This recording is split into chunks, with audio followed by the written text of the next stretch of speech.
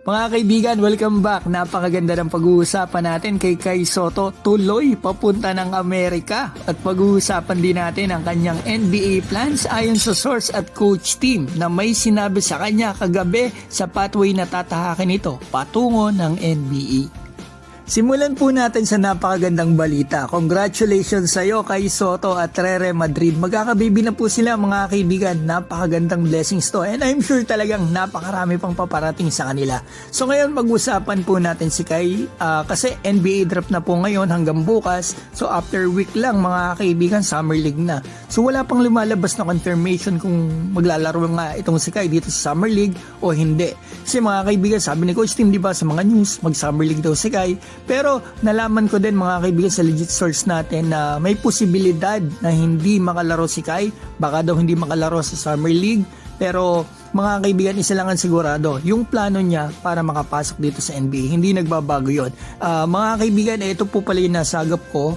Una, sa Gilas practice kagabi, may sinabi si Coach Tim about dito kay Kai. Pakinggan po natin.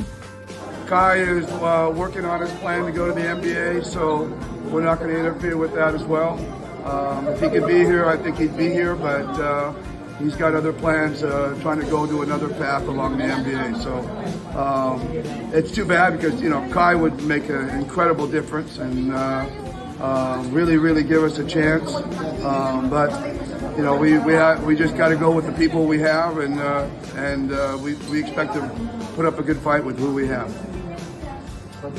Hindi nabanggit ni Coach Tim this time ang Summer League kay Kai, pero nasabi niya ang plano ni Kai patungo sa NBA. So ngayon, nakausap ko po pala ang isang source natin na talagang mapapagkatiwalaan natin. Kanina lang, natanong ko po kung tuloy pa ba si Kai dito papunta ng Amerika. Kasi di ba mga kaibigan, baka daw hindi talaga makalaro si Kai sa Summer League at dumating pa yung blessing sa kanila na magkakabibi na sila ni Rere.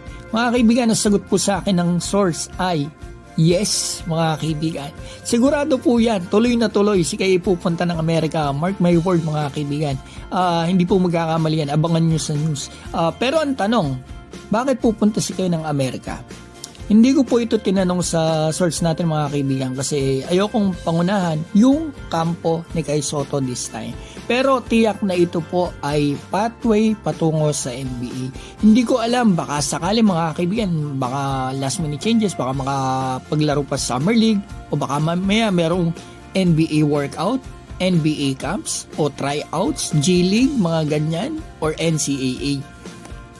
So yan mga kaibigan, na mabilis na balita natin. Sana mag-like and subscribe po kayo sa akin at sana mag-comment din kayo sa baba. Suportahan po natin si Kai Sotto saan man siya magpunta. Mga kaibigan, mag-comment po kayo at babatiin ko lamang po si Sagittarius, JV Santiago, Samuel Salinel, Resty Eduarte, Esor Dale, Desenia, Maria Luisa, Ernie Pastrana, Mariano De La Torre, Bench Pelareja, Tarokme TV, Lennon Parcon, Ernie Pastrana, Eric De La Cruz, Jordan TV at John Walk TV. Mga kaibigan, maraming salamat po.